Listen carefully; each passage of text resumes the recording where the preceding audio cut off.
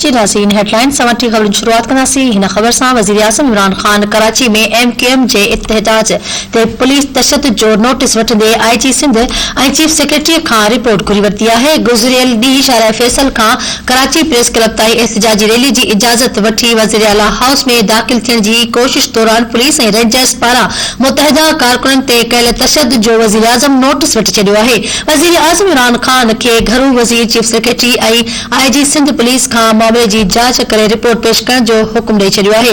वज़ीर आज़म चयो आहे त रिपोर्ट में जिन माण्हुनि खे बि ज़िम्मेवार करार ॾिनो वियो उन्हनि ख़िलाफ़ कार्रवाई कई वेंदी।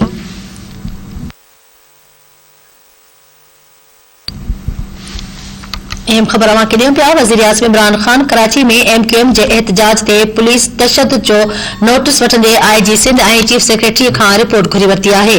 गुज़िरियल ॾींहुं शारा फैसल खां कराची प्रेस क्लब ताईं एहतिजाजी रैली जी इजाज़त वठी वज़ीर आला हाउस में दाख़िल थियण जी कोशिश दौरान पुलिस ऐं रेंजर्स पारां मुतहदा कारकुननि ते कयल तशद्दुद जो वज़ीर आज़म इमरान ख़ान नोटिस वठी छॾियो आहे।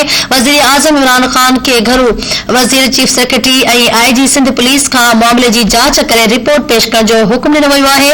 वज़ीर आज़म चयो आहे त रिपोर्ट में जिन माण्हुनि खे बि ज़िम्मेवार करार ॾिनो वियो उन्हनि ख़िलाफ़ कार्रवाई कई वेंदी।